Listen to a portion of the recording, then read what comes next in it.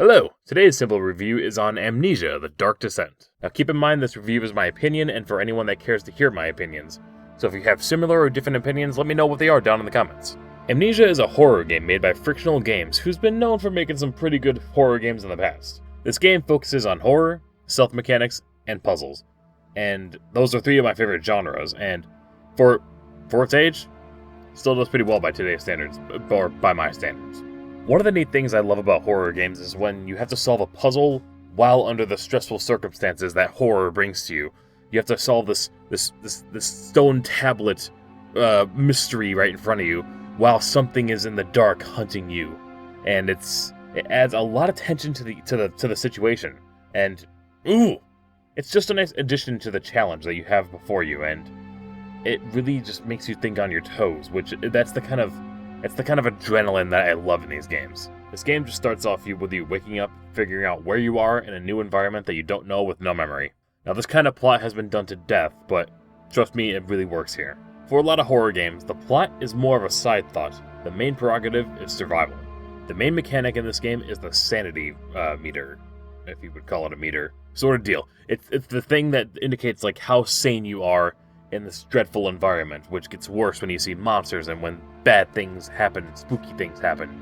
And the only way to combat the sanity going crazy is by staying in the light, which, you have so many tinder boxes to light candles and torches and such. Staying in the light makes you feel safe. It just got dark. I don't feel as safe anymore.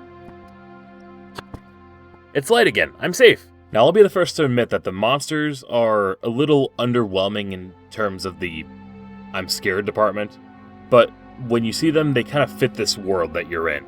And that's really all that matters in the end, is that if you feel scared while they're in this world.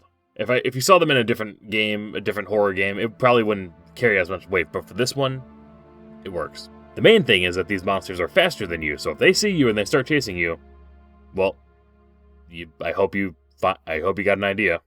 A good one. Because you dead. I want to say that nothing is really more terrifying than a monster that's faster than you, because it makes you really afraid to look back, because you just don't want to see how close they are to getting you. And when they do get you, it's always a nerve-wracking experience when you're just trying to figure out a way to get away. And these monsters are where the stealth comes in. Basic mechanic, if you're out in the open and you're in the light, they can see you. If you're in the dark, they can't see you. The story of Amnesia comes back in little memory fragments that come to your mind as you progress, and by notes that you find along the way that have been written by the people that you've met or written by yourself even. Amnesia's story isn't bad. It's got a nice framework for what could be a great story and a neat perspective to view it from, but I feel it's guilty of forcing irrelevant background on someone. A lot of times the memory fragments that come to your mind are just tidbits of, this is the next place you need to go, there's bad things in there, be careful, and it doesn't really serve to move the plot around. It just tells you where you as a player need to go next, which it could have been done differently in my opinion. Overall, Amnesia: The Dark Descent is a great horror game for beginners because it's very easy to learn, and also even good for veteran horror players because, I like a lot of horror games and it still scared me. But that's all I have to say on Amnesia: The Dark Descent. If you decide to play it, I hope you enjoy it.